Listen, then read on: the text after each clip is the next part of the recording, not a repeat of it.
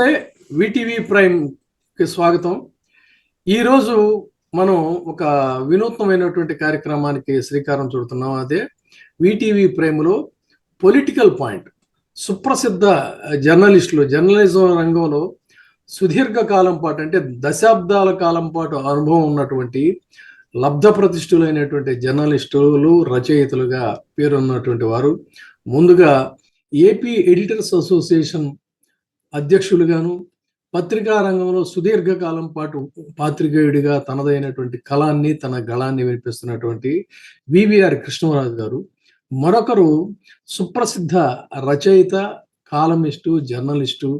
ముఖ్యంగా ఆర్థికాంశాల్లో తనదైనటువంటి ఒక శైలి ఉన్న పాపారావు గారు. ఈరోజు మనం వారిద్దరితో కూడా ఈ పొలిటికల్ పాయింట్ అనేటువంటి దాన్ని మనం మీడియా పాయింట్‌ని ప్రారంభిస్తున్నాం.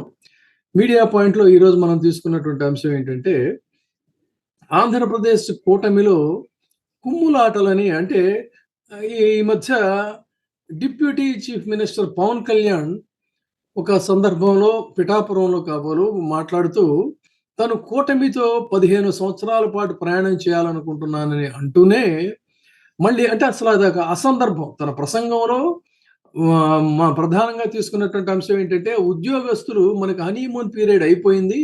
నాకు గూడా అయిపోయింది. ఇక పిచ్చి పిచ్చి వేషాలు వేయటం కుదరదు. ఎవరేమైనా సరే చేస్తే ఏదో ఆయన సహజ శైలిలో తాట తీస్తాను, తోలు తీస్తాను అని చెప్పని ఏదో హెచ్చరిక చేయటం. ఆ సందర్భంలో కూటమితో 15 సంవత్సరాలు ప్రయాణం చేయాలనుకుంటున్నాననే దాన్ని అసలు అది అసందర్భంగా అక్కడ ప్రస్తావన తీసుకొచ్చారు. దాంతో మొదలైంది ఏంటంటే సోషల్ మీడియాలో గానీ, ప్రధాన మీడియాలో గానీ వాళ్ళు ఈ కూటమిలో కుమ్ములాటలు మొదలయ్యాయా? ఈ కూటమి మరి పొసుగుతుందా? అంతర్గతంగా కలహాలున్నాయా? అనే దాని మీద కొన్ని స్పెక్యులేషన్స్ నడుస్తున్నాయి. ఈ స్పెక్యులేషన్స్ సందర్భంగా దీని గురించి అసలు కూటమిలో ఐక్యత రాగం ఉందా? లేదు అంతర్గతంగా ఏమైనా కలహాలున్నాయా? కాదు అన్నట్లయితే బహిరంగంగానే కుమ్ములాటలు గానీ, ఆధిపత్య పోరు గానీ సాగుతుందా? అనేది దాని మీద ముందు ప్రధానంగా కృష్ణరాజు గారు మీరెలా స్పందిస్తారు? ముందుగా మీకు అలాగే మీ ప్రేక్షకులకి కూడా శుభాకాంక్షలండి. కూటమి అంశానికి వచ్చేటప్పటికి ఆంధ్రప్రదేశ్లో ఎన్డీఏ కూటమి ప్రధానంగా తెలుగుదేశం పార్టీ, జనసేన, భారతీయ జనతా పార్టీ ఈ 3 పార్టీల కలయికతో ఏర్పడింది. ఇది మా అందరికీ తెలిసిందే. అయితే ఈ కూటమి అనేది ఆదర్శవంతమైన లక్ష్యాలు, కొన్ని రాజకీయ అంటే ప్రజలకు మేలు చేయాలనుకునే తలంపుతో తీసుకునే రాజకీయ నిర్ణయాలు, వాటి సాధన కోసం ఏర్పాటు అయిన కూటమి అయితే ఆ కూటమి అనేది 10 కాలాల పాటు ఉంటుందండి. కానీ ఆంధ్రప్రదేశ్లో ఏర్పడిన ఈ కూటమి కేవలం అధికారాన్ని హస్తగతం చేసుకోవటం కోసమే ఏర్పడిన కూటమి. దాంట్లో ఎటువంటి సందేహం లేదు. ఈ 3 పార్టీల మధ్య భావ సారూప్యత లేదు. సిద్ధాంతపరమైన వైరుధ్యాలు చాలా అపారంగా ఉన్నాయి. దీనికి ముందు ఈ కూటమిగా ఏర్పడటానికి ముందు ఈ 3 పార్టీల నాయకులు ఒక పార్టీ మీద మరో పార్టీ దుమ్మెత్తి పోసుకుంటూ కాలం గడిపిన పార్టీలే. అయితే వీరిని ఎవరు ఏకం చేశారు అంటే అధికారం కోసం వీరందరూ ఏకమయ్యారు. అధికారంలోకి వచ్చిన తర్వాత సహజంగానే మనం ఏమనుకోవాలంటే అధికారం వచ్చిందంటే 5 ఏళ్ల పాటు వీళ్ళు అధికారం అనుభవిస్తారని చెప్పి అనుకుంటాం. కానీ ఈ అధికారంలో ఉన్న వాళ్ళలో కొన్ని వర్గాల వారు ఇతర వర్గాల వారి మీద అనుమానాలు, అపోహలు కలిగి ఉండటం, లేకపోతే ఇతర వర్గాల వారు ఏదైనా ఆధిపత్య ధోరణి ప్రదర్శిస్తూ ఉంటే దానిని చూసి సహించలేకపోవటం, ఇవన్నీ జరుగుతూ ఉంటాయి. ఇట్లాగా దీనికి ఇటువంటి ఈ పరస్పర వైరుధ్య భావాలు ఉన్న ఈ కూటమిలో లుకలుకలకు లేకపోతే ఒక ప్రచ్ఛన్న యుద్ధానికి ఇంతకు ముందే నాంది పలికిందండి అది. అంటే మీకు దీనికి ప్రధానమైన కారణం ఏంటంటే, ఇప్పటికీ కూడా తెలుగుదేశం పార్టీకి సంబంధించి ఆ పార్టీకి అలాగే ఆ ప్రభుత్వానికి వెన్నుతన్నుగా ఉన్న వర్గం ఏదంటే అది కమ్మ సామాజిక వర్గం. వారికి నిజానికి సుతారము ఇష్టం లేదు. ఇది పవన్ కళ్యాణ్తో కలవటం ఇష్టం లేదు. ఒకానొక దశలో లోకేష్ కూడా ఈ పొత్తును పెద్దగా ఇష్టపడలేదు అన్న వార్తలు కూడా వచ్చాయండి. కానీ చంద్రబాబు నాయుడు గారికి ఏంటంటే భయం ఉంటుంది సహజంగానికి. మనం ఈసారి రాకపోతే మనకి ఇంక పుట్టగతులు ఉండవేమో. ఇప్పటికే జగన్మోహన్ రెడ్డి మన మీద చాలా తీవ్రమైన ఒత్తిడి తెస్తున్నాడు. కాబట్టి మన టెనీకాస్ట్ సిద్ధాంతం లేదు, రాద్ధాంతం లేదు, ఏం వద్దు మనకి. మనం ఎవరు పెడితే వాళ్ళతో మనం ముందు ఈ పొత్తు కుదుర్చుకుందాం అని చెప్పి ఆయన కూడా కంగారు పడుతున్న నేపథ్యం. అలాగే మీకు పవన్ కళ్యాణ్ కూడా మనకి గత ఎన్నికల్లో నేను 2 చోట్ల ఓడిపోయాను, ఒంటరిగా పోటీ చేస్తే నాకు మళ్ళీ భవిష్యత్తు ఉంటుందని చెప్పి ఆయన రావటం, మూడో వర్గం బీజేపీకి వచ్చేటప్పటికి ఈ స్టేట్ లో మనకి ఇప్పుడు ఒకప్పుడు ఒక దశలో వారికి 18% ఓట్లు వచ్చినాయండి. ఇది మన సంయుక్త రాష్ట్రంలో. తర్వాత చూస్తే వారికి గత ఎన్నికల్లో, అంతకుముందు ఎన్నికల్లో చూస్తే 100 కన్నా తక్కువ ఓట్లు వచ్చినాయి. కాబట్టి మనకి ఉనికి కావాలని చెప్పి వారు కూడా ఇష్టపడి కేవలం అవకాశవాద పొత్తుతో కూడిన కూటమి, ఆ కూటమిలో ఇప్పటికే బీటలు పడినాయి.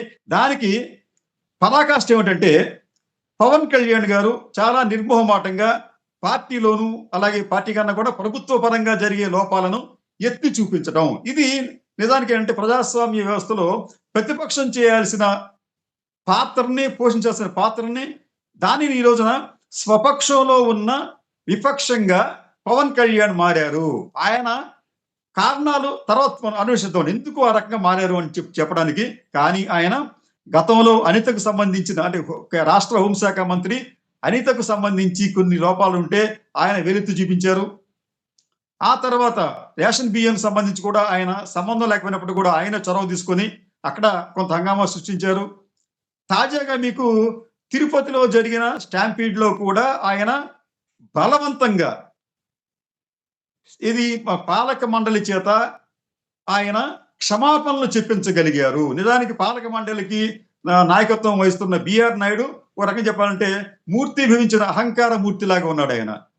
ఎందుకంటే ఆయనకి సంబంధించిన వందలాది కోట్ల రూపాయల ఆస్తులు, ఆయన జీవన విధానం, ఇవన్నీ కూడా ఆయనకి ఇటువంటి విషయాల్లో ఆయన తల ఒగ్గి ఉండే వ్యక్తి కాదు. ఆయనకున్న పవర్ఫుల్ మీడియా ఉంది. కానీ అటువంటి వ్యక్తిని కూడా పవన్ కళ్యాణ్ ఈ రోజున ఆయన చేత క్షమాపణలు చెప్పించాడు అంటే సామాన్యమైన విషయం కాదు. ఇటువంటి అంశాల ద్వారా పవన్ కళ్యాణ్ ఒక రకంగా చెప్పాలంటే ఒక పవర్ సెంటర్ గా ఆయన బలంగా తయారవుతున్నాడు అని చెప్పడానికి కొన్ని ఇవన్నీ కూడా మనం సంకేతాలుగా భావించవచ్చు. విజయబాబు గారు, అప్పారావు గారు, మన కృష్ణరాజు గారు అనేది ఏంటంటే ఇప్పటికే కూటమికి బీటలు వారాయి అని చెప్పని అంటున్నారు. మరి నిజంగానే ఇప్పుడు ఆ వివరణలన్నీ కూడా కొన్ని చెప్పడం జరిగింది. కూటమికి బీటలు వారాయి అనుకోవాలా? కాదు అన్నట్లయితే అసలు స్వపక్షంలో విపక్షం అన్నట్టుగా ప్రతిపక్ష పాత్ర కూడా అవతల వాళ్ళకి లేకుండా వాళ్ళే ఇంటర్నల్ అండర్స్టాండింగ్తో ఇది ఒక స్ట్రాటజీ అనుకోవచ్చు, పొలిటికల్ స్ట్రాటజీ అనుకోవచ్చు. వాళ్లే పోషిస్తున్నారు. అంటే ఒకవైపు నోటితో మాట్లాడినట్టు, ఇంకొక వైపు నొసటితో వెక్కిరించినటువంటి సందర్భంగా ఈ ఇంటర్నల్ ఇదేదన్నా ఉందా? కాదు నిజంగానే ఇదేదన్నా ఉందంటారా? ఈ రిఫ్ట్ అనేది మొదలైందా? మీరేమంటారు? ఇక్కడ స్వపక్షంలో విపక్ష పాత్ర అనేది పవన్ కళ్యాణ్ పోషిస్తున్నాడు అనేది నిజమే. కానీ ఇది లాలూచి పడి చేస్తున్న పని కాదు. ఆయన సొంత ఎజెండా ఉంది. ఆ సొంత ఎజెండాతో ఈ ప్రతిపక్ష పాత్ర పోషించడం, ప్రతిపక్షంగా వైసీపీ కాకుండా ఆ స్థానంలో తనను తాను ఎస్టాబ్లిష్ చేసుకునే ప్రయత్నం పవన్ కళ్యాణ్ చేస్తున్నాడు. అది అనివార్యంగా ఒకవేళ వైసీపీ ఇప్పుడు పెద్దగా ఉద్యమాలు నిర్వహిస్తున్నది ఇది లేకపోయినా పవన్ కళ్యాణ్ ఇలాగ మాత్రమే చేస్తాడనేది ఎన్నికల ముందే ఖచ్చితంగా అర్థం చేసుకోవాల్సిన విషయం. ఎందుకంటే ఆయన ప్రణాళిక ప్రకారం చంద్రబాబు మీద పిగ్గీ బ్యాక్ అయ్యి, ఎందుకంటే ఆయన 21 సీట్లు ఏదో వచ్చింది, నిజమే ఎమ్మెల్యే సీట్లు 100% స్ట్రైక్ రేట్ ఉంది. కానీ ఒట్టిగా ఆయన గెలవడు కాబట్టి మేజర్ పక్షమైనటువంటి టీడీపీ మీద పిగ్గీ బ్యాక్ అయ్యి అధికారంలోకి వచ్చిన తర్వాత బీజేపీ ఎజెండా మేరకు ఆయన ఈ పాత్ర పోషిస్తున్నాడు. నేను ప్రతిపక్ష పాత్ర, వైసీపీని పక్కన నెట్టి ఆ స్థానంలో తనని తాను ఎస్టాబ్లిష్ చేసుకుంటున్నాడు అనేది. రెండోది, అదే పని బీజేపీ చేయొచ్చు కదా, వాళ్ళకు కూడా ఎమ్మెల్యేలు ఉన్నాయి కదా అని ఎవరైనా అనుకుంటే బీజేపీ ఆ పని ఆంధ్రప్రదేశ్ రాష్ట్రంలో చేయలేదు. కేంద్రంలో అధికారంలో ఉన్నటువంటి మోడీ గారికి తెలుగుదేశం పార్టీ మద్దతు అవసరం కాబట్టి తను ప్రతిపక్ష పాత్ర లేకపోతే విమర్శలు చేయకుండా టీడీపీ మీద లోపల ఉన్నా కానీ లోపల అట్లా ఉంటా ఈ పవన్ కళ్యాణ్ ఈ రకంగా చక్కగా వాడుకుంటున్నారు. పైగా ఇక్కడ జరుగుతుంది ఏంటంటే ఈ రెండు పక్షాలు కలిసి కొట్లాడుకుంటే, అంటే ప్రతిపక్షాన్ని ఏదైనా విమర్శ చేస్తే పాలకపక్షం జవాబు చెప్పుద్ది మామూలుగా. కానీ ఇక్కడ పాలకపక్షమైన టీడీపీ ఇంతవరకు ఘర్షణలోకే దిగల పవన్ కళ్యాణ్తో. పవన్ కళ్యాణ్ ఏదంటే అది ఓకే అంటున్నారు, ఎస్ అంటున్నారు. మీకు బియ్యం కుంభకోణం రవాణా స్మగ్లింగ్ విషయంలో కానివ్వండి, తిరుపతి విషయంలో కానివ్వండి, ఇంతవరకు ఒక్కళ్ళు కూడా పవన్ కళ్యాణ్ మాట్లాడిన మాటలకు వ్యతిరేకంగా తిరిగి కామెంట్ చేయాల. అవుననే అంటున్నారు, అవును కరెక్టే అని అంటున్నారు. అంటే రెండు చేతులు లేనిదే చప్పట్లు భోగం ప్రతిపక్ష పాత్ర పవన్ కళ్యాణ్కి ఇవ్వటానికి పాలకపక్షంగా చంద్రబాబు అవకాశం ఇవ్వటల్లా. ఇక్కడ జరుగుతుంది ఏంటంటే వాస్తవానికి ప్రతిపక్ష పాత్ర కంటే కూడా జరుగుతుంది రెండు పక్షాలు ఘర్షణ పడకపోవటం వల్ల, చంద్రబాబు దూరంగా ఉండటం వల్ల ఘర్షణకి, అది భయం కావచ్చు, ఆందోళన కావచ్చు, కూటమిలో రిఫ్ట్ వస్తే బీజేపీతో వచ్చే ప్రమాదాల గురించి ఏదైనా కావచ్చు. కానీ అయితే దీనిలో జరుగుతుంది ఏంటంటే బ్యాక్ సీట్ డ్రైవింగ్ జరుగుతుంది. Pawan Kalyan back seat driving చేస్తున్నాడు. ఇది ప్రతిపక్ష పాత్ర పోషించాలని ఆయన ప్రయత్నం చేసినా అంతిమంగా అది బ్యాక్ సీట్ డ్రైవింగ్ అయ్యి ఆయన అనుకున్న డైరెక్షన్ లో స్టీరింగ్ తిప్పుకుంటా పోవటం వల్ల పాలకపక్షం అయినటువంటి టీడీపీ ఎఫెక్టివ్ గా చాలా సందర్భాల్లో తన ఎజెండా మేరకు, ఎఫెక్టివ్ అంటే ప్రజల కోసమని కాకపోయినా తన ఎజెండా మేరకు పూర్తి స్థాయిలో పనిచేయలేని పరిస్థితి దానికి ఉంది. ఇది బ్యాక్ సీట్ డ్రైవింగ్ జరుగుతుంది. ఇది more back seat driving than effective ప్రతిపక్ష పాత్ర లేకపోతే విమర్శ అనేది. ఇందా మీరు అన్నటువంటి 15 సంవత్సరాలు నేను కలిసి ఉండాలి, ప్రతి కూటమిలో ఉండాలి, కూటమి కలిసి ప్రయాణం చేయాలి అనుకున్నా అనేది అక్కడ కానీ అనేది మనం చేర్చుకోవాలి. కానీ అంటే ఇప్పటి నుంచే తాను ప్రతిపక్షంగా నాకు విభేదాలు ఉన్నాయి ఇక్కడ అనేది ప్రజల్లోకి సన్నగా సందేశాలు పంపిస్తున్నాడు. నెక్స్ట్ ఎలక్షన్ నాటికి ఆయన ఉద్దేశం ఏంటంటే తాను ఖచ్చితంగా ఈ కూటమి విచ్ఛిన్నం అయ్యేదే నెక్స్ట్ ఎలక్షన్ నాటికి. ఇదే ధోరణిలో గనక ప్రయాణం ముందుకు సాగితే, పవన్ కళ్యాణ్ గనక బలపడితే జనాలలో పాలకపక్షం తాలూకు లోపాలని పవన్ కళ్యాణ్ వైసీపీ కంటే బాగా ఎక్స్ప్లాయిట్ చేసి జనాలలో నాయకుడిగా అంటే హీరోగా వాళ్ళ దృష్టిలో మా కోసం పోరాడుతున్న వాడిగా ఎదగలిగితే ఆ క్షణాన దాన్ని అవకాశంగా తీసుకొని టీడీపీని సమాధి చేయడానికి ఖచ్చితంగా బీజేపీ అండ్ పవన్ కళ్యాణ్ ప్రయత్నం చేయటం ఖాయం. అది ఎందుకంటే ఇందాక చెప్పారు ఏంటంటే మీ మాట్లాడడం వస్తున్నా, బీజేపీకి సరే గతంలో తగాదా పడినా కూడా టీడీపీ ఇప్పుడు నమ్మదగిన మిత్రుడిగా వ్యవహరించడం లేదని చెప్పని బీజేపీ ఇంకా భావిస్తోందా? కాబట్టి ఏదేమైనా సరే బీజేపీతో ఎప్పటికైనా మనకు ప్రమాదమే కాబట్టి మనకి నమ్మదగిన మిత్రులు మనం తయారు చేసుకోవాలనేటువంటిది బీజేపీ వ్యూహం కావచ్చా? ఆ వ్యూహాన్నే ఇప్పుడు పవన్ కళ్యాణ్ ద్వారా అమలు చేస్తున్నారా? మీ మాటలను బట్టి అనిపిస్తుంది. మరి బీజేపీకి మిత్రులు అనే మాటే లేదు సార్. బీజేపీ చాలా మందితో స్నేహం చేస్తుంది, వాళ్ళని ముంచేస్తాను ఎదుగుద్ది. ప్రతి రాష్ట్రంలో జరిగింది ఇదే. చాలా మంది బీజేపీ పక్కన చేరిన వాళ్ళు అంతిమంగా బీజేపీ తాలూకు చెయ్యి నెత్తిన పెట్టుకొని అంటే బలిపీఠం లేకపోతే బలి చక్రవర్తి పాదం లాగా అంతిమంగా భూస్థాపితం కావటం అనేది ఖచ్చితం.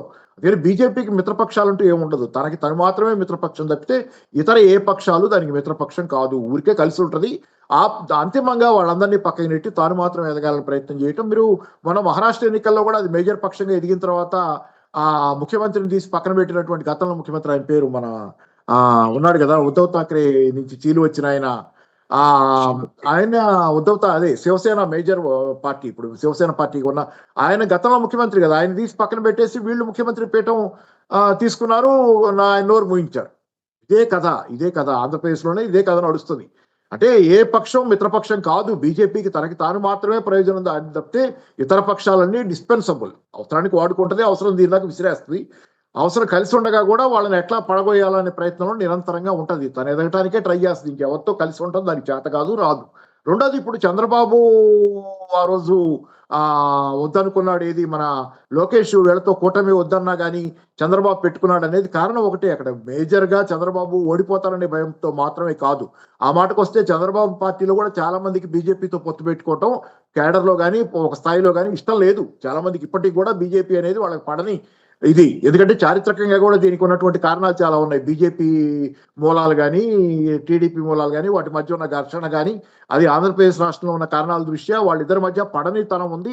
బీజేపీతో పొత్తు గురించి అప్పటి నుంచి సనుగుతానే ఉన్నారు, పొత్తు పెట్టుకోవాల్సి వచ్చినప్పటి నుంచి. కానీ చంద్రబాబు ఆ రోజు జైల్లోకి పోవడంతో తప్పనిసరి పరిస్థితి ఆ రోజు మెడలో ఉంచారనేది. ఆ మాటకు వస్తే ఆంధ్రజ్యోతిలో ఒక కాలమిస్ట్ కృష్ణారావు గారు అనుకుంటా, నాకు గుర్తులేదు ఎవరో, ఆయన ఒక మాట వాడారు. ఏమనంటే ఇది రాక్షస వివాహం అని, బీజేపీది టీడీపీది. అంటే బలవంతాన్ని ఎత్తుకొచ్చి పెళ్లి చేసుకునే వ్యవహారం లాగా ఉందనేది రాక్షస వివాహం అనే మాట వాడారు. కాబట్టి అది భయంతో చేసుకున్నటువంటి పొత్తు తప్పితే కావాలనే అభిమానంతోనూ లేకపోతే భయం ఏది ఓడిపోతామనే భయంతో చేసుకున్న పొత్తు కాదు. అసలు బీజేపీతో పొత్తు పెట్టుకోవడానికి ఓడిపోవడానికి సంబంధం ఏముంది? బీజేపీతో పొత్తు పెట్టుకుంటేనే బహుశా బీజేపీ స్ట్రైక్ రేట్ ఎంత ఉంది చూడండి. ఆంధ్రప్రదేశ్లో మొన్న ఎన్నికల్లో పోటీ చేసినప్పుడు టీడీపీ స్ట్రైక్ రేట్ ఎంత ఉంది, జనసేన స్ట్రైక్ రేట్ 100% ఉంది. బీజేపీ స్ట్రైక్ రేట్ ఎంత ఉంది? వాళ్ళు 6 ఎంపీ సీట్లు ఏదో పోటీ చేసి 3 గెలిచినట్టున్నారు. ఆ మాటకు వస్తే టీడీపీ బీజేపీ స్ట్రైక్ రేట్ చాలా ఎక్కువ ఉంది. ఆంధ్రప్రదేశ్లో బీజేపీ లేదు, కానీ వీళ్ళ ద్వారా పిగ్గీ బ్యాక్ అయ్యి వాళ్ళు రావాలని ట్రై చేస్తున్నారు. ఇది మాత్రమే జరుగుతుంది. కాబట్టి ఏంటంటే చంద్రబాబు ఏదో అధికారంలోకి రానని చెప్పి బీజేపీతో పెట్టుకోవటం కాదు, జైల్లోంచి రానని చెప్పి పెట్టుకున్నాడు అనేది అందరికీ అనిపించే ఆలోచన. ప్లీజ్ విజయబాబు గారు, ఇక్కడ భారతీయ జనతా పార్టీకి వచ్చినప్పటికీ ఈ ప్రస్తుత పరిణామాల పట్ల వాళ్ళు ఎక్కడా ఎవరూ కామెంట్ చేయట్లేదండి.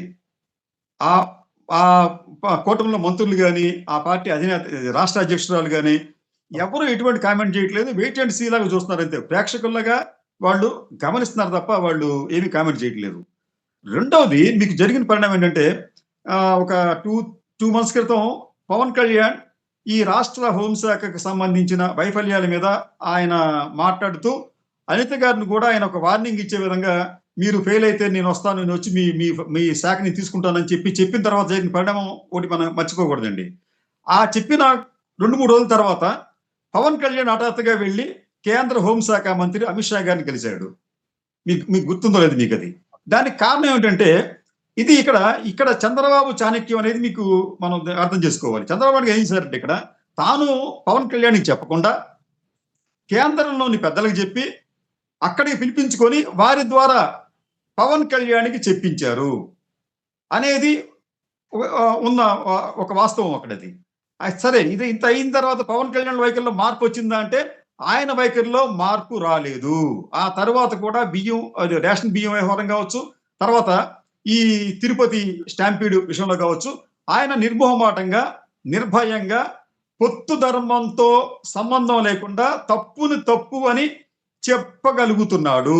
అయితే ఇదే పనిని చంద్రబాబు నాయుడు గారు ఎందుకు చేయటం లేదు? ఇదే విషయాన్ని మొన్న తిరుపతి సంఘటన చూద్దామండి. తిరుపతి సంఘటనలో ఈ పాలక మండలి అధికారుల మధ్య సమన్వయ లోపం ఉంది అని చెప్పి చంద్రబాబు నాయుడు గారు అంటారు. కానీ వారితో క్షమాపణ చూపించడం కానీ, లేకపోతే వారి మీద చర్యలు తీసుకోవడం కానీ, అంటే గట్టి చర్యలు, అంటే తూతూ మంత్రంగా సస్పెన్షన్ లేకపోతే బదిలీలు అనే చర్యలు కాదండి. జనం పబ్లిక్ అది ఆశించట్లేదు.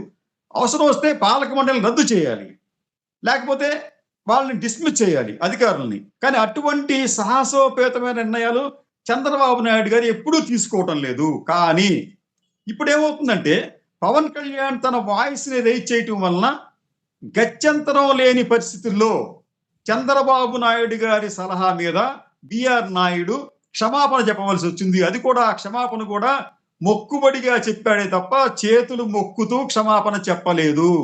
దానికి ముందు ఏమన్నారంటే ఎవరో ఏదో అంటే మీకు క్షమాపణ చెప్తామా అని చెప్పిన వ్యక్తి. కానీ చంద్రబాబు నాయుడు అక్కడ ఇంటర్ఫీర్ అయ్యి మీరు అట్లాగా ఇట్లా చెయ్యండి అని చెప్పిన తర్వాత మాత్రమే వాళ్ళు క్షమాపణ చెప్పారు. సరే, దీనికి మనం ఎందుకు ఇంపార్టెన్స్ ఇవ్వాలి అంటే పవన్ కళ్యాణ్ చెప్పడం వల్లనే వారు క్షమాపణ చెప్పారు, లేకపోతే వారిలో తాత్కాలికంగా కొంత మార్పు వచ్చిందనేది ఒక అంశం అండి. తర్వాత బీజేపీకి వచ్చేటప్పుడు మరి ఒకసారి చూస్తే భారతీయ జనతా పార్టీకి స్టేట్లో ప్రస్తుతానికి నిజానికి స్టేక్ మనం అనుకున్నట్టు దీనికి ముందు జరిగిన ఎన్నికల్లో వారికి 100 కన్నా తక్కువ ఓట్లు వచ్చినాయి. సరే, ఇప్పుడైతే కాస్త బాగానే వచ్చినాయి అనుకోండి తర్వాత జరిగిన ఎన్నికల్లో. అయితే ఆ పొత్తుకు కూడా భారతీయ జనతా పార్టీ టీడీపీతో కలవాలని చెప్పి అనుకోలేదు. వారి లక్ష్యం వల్ల కూడా ఏంటంటే జగన్మోహన్ రెడ్డి వైసీపీతో కలవాలని చెప్పి అనేదే వారి ఉద్దేశం.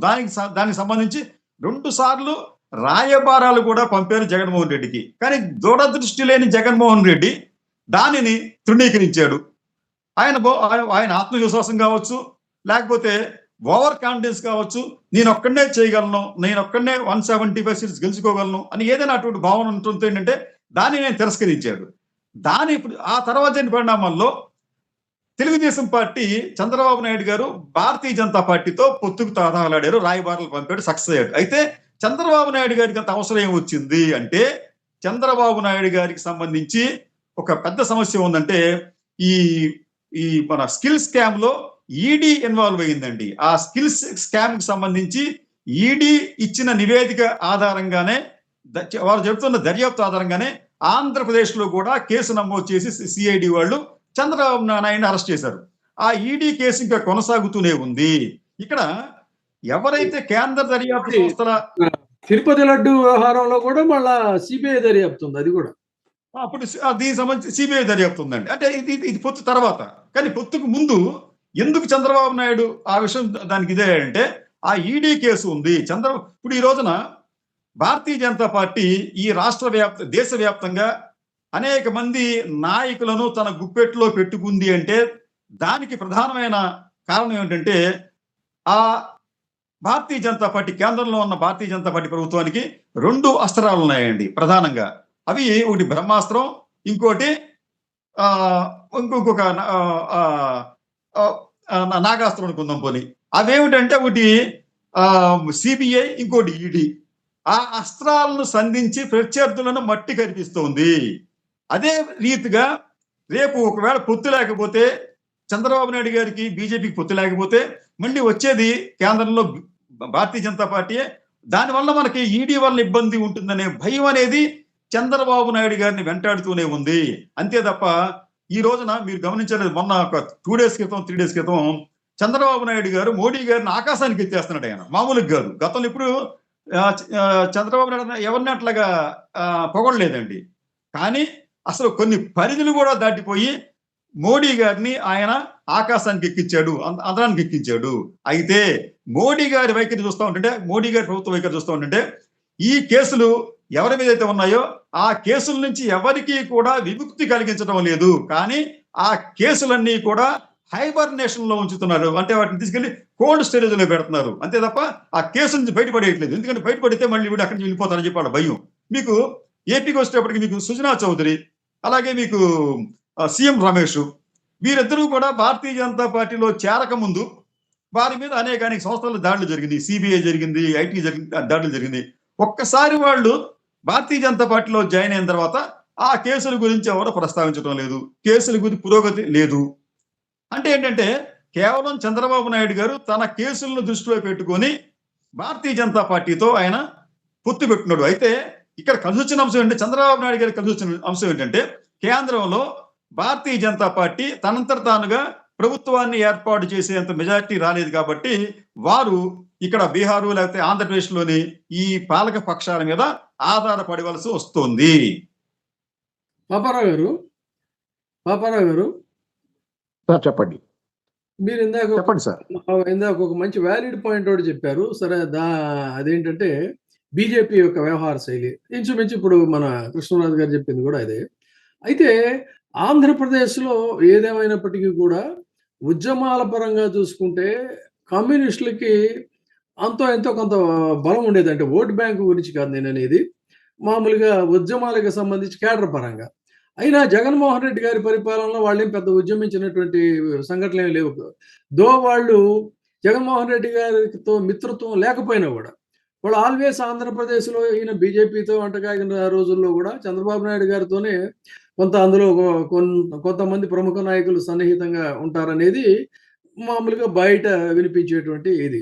అయితే ఇవాళ మళ్ళీ వాళ్ళు రోడ్డున పడి ఉద్యమ బాట కింద మళ్ళీ కమ్యూనిస్టులు కదులుతున్న పరిస్థితి కూడా కనిపిస్తోంది. సో ఈ పరిస్థితుల్లో రాబోయే కాలంలో మీకు పొలిటికల్ ఈక్వేషన్స్ కనుక మారినట్టయితే, పోలరైజేషన్లో భవిష్యత్తులో మళ్ళీ ఒకవేళ బీజేపీ జనసేన కలిసి పోటీ చేస్తే టీడీపీ కాంగ్రెస్ కమ్యూనిస్టులు కలిసి పోటీ చేసేటువంటి అవకాశం ఉంది. ఎందుకంటే ఈయనకి కాంగ్రెస్ పార్టీతో కూడా ఈయన ఫ్లెక్సిబుల్ చంద్రబాబు నాయుడు గారు, ఆయన సీజనల్ పాలిటీషియన్ కాబట్టి ఆ విధంగా అలాంటి అవకాశాలు ఉన్నాయా? కాదు అంటే కమ్యూనిస్టులు వైసీపీ కలిసి పోటీ చేసేటువంటి పరిస్థితులు ఉంటాయా? ఒకవేళ మీరు చెప్పినట్టుగా మీరిద్దరు అభిప్రాయపడుతున్నట్టు కూటమిలో కుమ్ములాట్లు వచ్చి రాబోయే ఎన్నికల్లో ఈ కాంబినేషన్ కనుక బ్రేక్ అయితే నెక్స్ట్ కాంబినేషన్స్ ఎలా ఉంటాయంటారు? ముందుగా మన విశ్వనాథ్ రైట్ చేసిన పాయింట్ ఒకటి ఏంటంటే, చాలా ధైర్యంతో పవన్ కళ్యాణ్, ధైర్యం లాంటిది దాంతో పవన్ కళ్యాణ్ కూటమిలో అంటే జరుగుతున్న అవకతవకల్ని ప్రశ్నిస్తున్నారనేది ఒకటి ఆయన మాట్లాడారు. అయితే నేను అనుకుంటున్నా ఆయనకు అంత ధైర్యమే ఉండేటట్లయితే ప్రత్యేక హోదా విషయం నోరెత్తడే ఇంతవరకు. అధికారంలోకి వచ్చాడు, ఆయన పార్టీ ఆయనకు ఉంది. ప్రత్యేక హోదా పోవటానికి లాబింగ్ అయినా చేస్తున్నాడు అనేది లేదు. విశాఖపట్నం ఉక్కు ఫ్యాక్టరీ గాలికి వదిలేశారు. ముగ్గురు కలిసి విశాఖపట్నంలో ఆగండి విశాఖపట్నం ముగ్గురు కలిసి మీ అభిప్రాయం అది, మీరు ఆగండి కొద్దిసేపు. విశాఖపట్నంలో ముగ్గురు కలిసి మోడీ గారు, చంద్రబాబు, పవన్ కళ్యాణ్ ఒక దాని మీద ప్రయాణం చేస్తే ఒక వెహికల్ మీద విశాఖపట్నం ఉక్కు ఫ్యాక్టరీని గాలికి వదిలేసిన వాతావరణం పత్రికలన్నింటిలో మనకి అది ప్రైవేటీకరణ జరగబోతుంది, ఉద్యోగస్తులు ఆందోళన చెందటం, ఇదంతా చూసి కూటమి మీద వాళ్ళు విమర్శించడం ఎన్ని వచ్చినాయి. అదే కాదు, మీకు ఫైనాన్షియల్ ఎక్స్ప్రెస్ పత్రికలో 4-5 నెలల క్రితమే నేను ఆ రోజు ఒక యూట్యూబ్ ఇంటర్వ్యూలో కూడా తీసి చూపించాను. అది ప్రైవేటీకరణకి చంద్రబాబు ఓకే అన్న అనుకూలంగానే ఇది హెడ్లైన్ వచ్చింది. అది ఫైనాన్షియల్ ఎక్స్ప్రెస్ లో హెడ్లైన్ నా దగ్గర కూడా కట్టి అది ఫోటో కూడా తీసి పెట్టాను. హెడ్లైన్ వచ్చింది అది. చంద్రబాబు అది ఎవరి దగ్గర అలా ఫస్ట్ దానిలోనే వచ్చింది. విశాఖపట్నం ఉక్కు ఫ్యాక్టరీ ప్రైవేటీకరణ గ్రీన్ సిగ్నల్ చంద్రబాబు ఓకే చేశారు. అది ఇన్నాళ్ళు ఎందుకు ఆగిందంటే గతంలో ఉన్నటువంటి వైసీపీ ప్రభుత్వంలోని వాళ్ళు సహకరించకపోవడం వల్ల ప్రైవేటీకరణ జరగలేదనేది ఆ రోజు ఫైనాన్షియల్ ఎక్స్ప్రెస్ పత్రిక రాసినటువంటి విషయం. నేను చెప్తుంది కాదు ఇది. సహకరించలేదు వీళ్ళు, అంటే వాళ్ళు ప్రయత్నం చేయకపోయినా, డైరెక్ట్ ఫైట్ చేయకపోయినా వాళ్ళు దీన్ని జరగనివ్వకుండా ఏదో ఒకటి వాళ్ళు మోకాలట్టడం చేయడం ఏదో చేశారని దాని అర్థం. నేను చెప్తుంది కాదు ఇది. అంటే నేనే వైసీపీని సమర్థించడానికి చెప్పడం ఇది. అక్కడ జరిగింది, పత్రికలో వచ్చింది చెబుతున్నా. కాబట్టి ఏంటంటే ఈ రోజు వీళ్ళు ముగ్గురు కలిసి సరే, అందుకని ఏంటంటే పవన్ కళ్యాణ్ పెద్ద సాహసోపేతంగా ఏదో చేస్తున్నాడు అనేది నేను అనుకోను. పవన్ కళ్యాణ్ అంత సాహసం చేయడు. బీజేపీని కాదని ఆయన సాహసం చేయగలిగితే ఆయన పద్ధతే వేరుగా ఉండేది. ఆ తర్వాత రెండోది ఏంటంటే మీరు అడిగినటువంటి కమ్యూనిస్టుల వ్యవహారం చూస్తే సిపిఐ సిపిఎం ఉన్నాయి, కానీ మీరు అన్నట్లు అసలు పోరాటాలు చేయకుండా లేదు. సిపిఎం అందులో ముఖ్యంగా అంగన్వాడీల ఉద్యమం పెద్ద ఎత్తునే జరిగింది. వైసీపీ ఉండగా అంగన్వాడీలో చాలా పెద్ద ఉద్యమాన్ని నిర్వహించారు వాళ్ళది. దాంతో కొంత అది జరిగింది. మీకు తెలుసు కదా, అంగన్వాడీలు టీచర్లు వాళ్ళు చాలా పెద్ద ఎత్తున అంగన్వాడీ కార్మికులు, అలాగే టీచర్లు చాలా సార్లు విజయవాడ వచ్చి అరెస్ట్ అయిపోయి రకరకాల మారువేషాల్లో వచ్చారని పెద్ద పెద్ద గొడవలే జరిగినాయి టీచర్లు చాలా పెద్ద ఎత్తున ఈసారి వైసీపీకి వ్యతిరేకంగా పనిచేశారు. యూటీఎఫ్ అనేది చాలా పెద్ద బలమైన సంస్థ సిపిఎంకి. కాబట్టి ఓవరాల్ గా సిపిఎం అయితే కొంత పాత్ర పోషించింది, పూర్తి స్థాయిలో పోషించిందని నేను చెప్పను. సిపిఎం ఆ పాత్ర పోషించింది అన్నది కొంత పోషించింది. అసలు ఏమీ లేని చోట కొంత ప్రతిపక్ష పాత్ర. ఆ మాటకు వస్తే టీడీపీ అంత ప్రతిపక్ష పాత్ర ఉద్యమాల రూపంలో పోషించాల. వాళ్ళు ఎంత మట్టికి స్టేట్మెంట్లు, పోట్లాడుకోవటాలు, ఘర్షణలు, పేపర్లో హెడ్లైన్లు, బ్యానర్లు వచ్చే తిట్టుకున్నారు తప్పితే వాళ్ళని వీళ్ళని వాళ్ళు ఉద్యమాలు అయితే చేసింది ఎంతో కొంత సిపిఎం. దానిలో సిపిఐకి వస్తే అది ఇటుకూడి మనం గత నుంచి నాకేదో అభ్యంతరం లేదు. సిపిఐలో పనిచేశాను, ఇప్పుడు లేనా పార్టీలో, ఏ పార్టీలో లేనా ఆ మాటకు వస్తే సిపిఐ చాలా లాలూచి పడింది టీడీపీతో అనేది చాలా సందర్భాల్లో. బయటంతా నడిచే మాటే రామకృష్ణ గారి గురించి, అలాగే అక్కడున్న ముప్పాళ్ళ నాగేశ్వరరావు గురించి, గుంటూరు జిల్లా సెక్రటరీ, తర్వాత స్టేట్ లో లీడర్ ఇప్పుడు ఆయన, వీళ్ళందరి గురించి ఓపెన్ గానే అందరూ మాట్లాడుకుంటున్నారు. నేను మొన్న 2 రోజులు విజయవాడలో ఉన్నా. 2వ తారీఖు, 3వ తారీఖు, 4వ తారీఖు ఈ నెలలోని జనవరిలో ఉంటే నేను అక్కడ బిసెంట్ రోడ్ లో హోటల్ ఎక్కడ ఉంటే ఆ పక్కన తిరుగుతున్నప్పుడు ఒక బడ్డీల బండి అతను ఎవరితోనో ఏదో మాట్లాడతా కమ్యూనిస్టుల గురించి, ఏదో మా నాయకుడి గురించి అంటే నేను ఆగి అతనితో మాట్లాడాను. నేను కూడా ఆ పార్టీలో పనిచేశాను, ఏంటి సంగతి అంటే అతను కాసేపు మాట్లాడుకున్నాం. ఒక అరగంట 20 నిమిషాలు మాట్లాడుకున్నాం. ఆయన నేను బడ్జీలు వేస్తానని అతను మాట్లాడతా సిపిఐ గురించి మాట్లాడి, ఆయన సిపిఐ అనుకుంటా అభిమానంగా సిపిఐ నాయకుల గురించి మాట్లాడి మళ్ళీ చివరిలో మాట్లాడాడు, ఇప్పుడు సిపిఎంఏ బాగుంది సార్ ఇక్కడ మన ఇది ఆంధ్రాలో అని అన్నాడు. సిపిఎంఏ కొంచెం ఫైట్ చేస్తుంది సిపిఎం, అది మా అందరికీ ఉన్న అభిప్రాయం కూడా. సిపిఐలో పనిచేసిన సిపిఐలో చాలా మందికి ఉన్న అంటే నిజంగా మనకు ఆ పార్టీతో వేరే ఇది లేకుండా జనం ప్రయోజనాల దృష్ట్యా ఆలోచిస్తే సిపిఐ పెద్దగా ఇప్పటికి కూడా టీడీపీ నుంచి పెద్ద దూరంగా వెళ్ళింది అనుకోండి. పేరుకే నామకే వస్తే ప్రకటనలు చేస్తున్నారేమో కానీ లోపల వాళ్ళు బాగానే కలుస్తున్నారు అనేది నా అభిప్రాయం. రామకృష్ణ గారు కానీ చంద్రబాబు కానీ బాగానే కలుస్తున్నారు తప్పితే భిన్నాభిప్రాయాలు వాళ్ళు పైకి చెప్పడానికి తప్పితే వాళ్ళు ఏదో అంటే జస్ట్ ఏమన్నా రిప్రజెంటేషన్ లాగా ఇస్తున్నారు, అంటే జనం తరఫున ఏమైతే పని చేయించాలంటే రిప్రజెంటేషన్ ఇచ్చుకుని పనులు చేయిస్తున్నారు, అట్లాంటివి తప్పితే వాళ్ళు ఏం పోరాటంలా కొంచెం బెటర్ సిపిఎం. ఆ విషయంలో నిస్సందేహంగా అతను కూడా చెప్పింది, నా వ్యక్తిగత అభిప్రాయం ఇక్కడ ఉన్నప్పుడు నాకు అదే ఉంది. ఆ బండి దగ్గర నేను మాట్లాడినప్పుడు కూడా సిపిఎంఏ కొంచెం బెటర్ సార్ అనేది కూడా అతను కూడా. భవిష్యత్తులో వాళ్ళు ఎవరితో కలిసే అవకాశం ఉందా లేదా ఒక్క పాయింట్ చెప్పండి. అంటే వీళ్ళిద్దరి మధ్య గోల్ ఉంది కదా సార్, ఐక్యత, కలిసిపోవాలి, ఇద్దరం విరివిరిగా పోవద్దు, ఒకళ్ళతో ఈ గొడవ లేకుండా సిపిఎం నిర్ణయాలు తీసుకుంటే బెటరే అనుకోండి. ఏపీ వరకు కలిసి ఉంటాం వేరు, నిజమే. రాష్ట్రానికి భిన్నమైన నిర్ణయాలు తీసుకోకపోతే కనుక సిపిఐతో కలిసి సిపిఎం ప్రయాణం 2 minutes లో బదనామైంది. ఇప్పటికే బాగా బదనామైంది. అది పందా మార్చుకోకపోతే ఇంకా పూర్తిగా నష్టపోద్ది ఆంధ్రాలో. అన్ని చోట్ల నేను అంటలా, ఇప్పుడే అన్ని చోట్ల నేను కామెంట్ చేయను వైల్డ్ గా, కానీ నష్టపోద్ది. ఆ నష్టపోయే దానిలో సిపిఎం దాంతో కలిసి దానికోసం కలయిక, ఐక్యత కోసం ప్రయత్నం చేస్తే సిపిఎం కూడా ఉన్న కాస్త కూడా పోగొట్టుకుంటుంది. ఫైనల్ గా చెప్పండి కృష్ణరాజు గారు, 2 minutes లో ఈ కూటమి వ్యవహారం ఇంకా ముదిరి పాకాన పడుతుందా? ఇంకా కార్యకర్తల్లో కూడా కొన్ని చోట్ల టీడీపీకి, జనసేనకి కొంత గొడవలు జరుగుతున్నట్టు ఉన్నాయి. సో భవిష్యత్తు ఎలా ఉంటుంది? సింపుల్ గా చెప్పండి, కన్క్లూడ్ చేయండి. ఇప్పటికే మనం ఇందాక అనుకున్నట్టు కూటమికి బీటలు కనిపిస్తున్నాయండి. అది బహుశా అది ఎయిర్ క్రాక్స్ లాగా ఉన్నాయి, ఇంకా అవి వైడెన్ కాలేదు. కానీ అంతర్గతంగా ఒక్కసారి మీరు సామాజిక మాధ్యమాల్లోని ఆ 2 వర్గాలు టీడీపీ, జనసేన వర్గాల మధ్య జరుగుతున్న సంభాషణ చూస్తూ ఉంటుంటే వాళ్ళు ముఖ్యంగా ఈ జనసేన వర్గానికి చెందిన సామాజిక మాధ్యమ కార్యకర్తలు నిర్మోహమాటంగా, నిస్సంకోచంగా తెలుగుదేశం వారిని, కమ్మ సామాజిక వర్గం వారిని తప్పుపడుతూనే వాళ్ళు అనేక కామెంట్లు చేస్తున్నారు. ఇది బహుశా ఇది వాళ్ళలో అంతర్లీనంగా ఉన్న భావం కావచ్చు. దాన్నే వాళ్ళు సామాజిక మాధ్యమాల ద్వారా బయట పెడుతున్నారు. దాంట్లో బహుశా భాగంగానే కావచ్చు, ఏమైనా కావచ్చు, కానీ అటువంటి భావనే బహుశా పవన్ కళ్యాణ్ కూడా ఉండి ఉండవచ్చు. అందుకనే ఏంటంటే ఆయన ఈ మిగతా మంత్రులతో సంబంధం లేకుండా ఈయన మాత్రమే తన వాయిస్ని రేజ్ చేసి తన పార్టీని, అంటే తన కూటమిని, తన ప్రభుత్వాన్ని ఇరుకున పెట్టే విధంగా వ్యవహరిస్తున్నారు. అయితే మనం అనుకోవచ్చు, మీరు ఇంత పాపరావు గారు చెప్పారు, ఇది ప్రత్యేక special category status, steel plant గురించి. ఆ రెండు కూడా కేంద్ర పరిధిలో ఉన్నాయి. కేంద్రం ఒక నిర్ణయం తీసుకుంది, మనకు స్పెషల్ కేటగిరీ స్టేటస్ ఇవ్వకూడదని చెప్పి, స్టీల్ ప్లాంట్ ప్రైవేటైజేషన్ చేయాలని చెప్పి వాళ్ళు నిర్ణయం తీసుకున్నారు. కాబట్టి దానికి భిన్నంగా పవన్ కళ్యాణ్ వెళ్తాడని చెప్పి, అందులో పవన్ కళ్యాణ్ వెళ్లేంత అవివేకమైన వ్యక్తి కాదని చెప్పి అనేది నా భావన.